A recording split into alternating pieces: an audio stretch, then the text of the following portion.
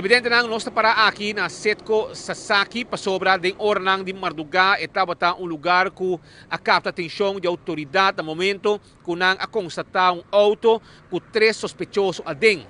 Três pessoas masculino, três homens que estavam de auto atuando sospechoso. Polícia a bairro banang ia para auto que ita rondonai auto. Mirando que patrulha de norte-sul estava em momento aí cerca, nang pedir reforço. Assim mesmo, um sospechoso nang acorrebay. No momento que o reforço chega, a começa a buscar para de três sospechosos e a escondi de roi que tinha um mais para bom para site e para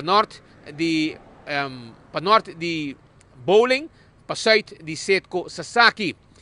No momento que sigue listra, a bintopa arriba é sospechoso nang aqui arma de candela, revólver.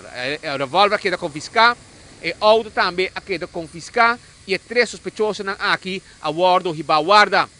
Kiko exatamente tem motivo que não está movendo arma e movendo rond em área onde tem também lugar na abrir em hora de Marduga não está conhecido.